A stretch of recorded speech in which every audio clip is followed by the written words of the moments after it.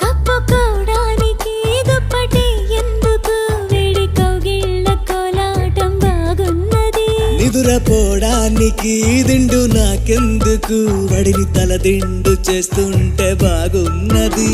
ఎదిక్కు చూస్తూ ఉన్నావు నా దిక్కు నువ్వే అనిపిస్తావు ఇన్ని నాళ్ళు లేని బాగోతం బాగుంది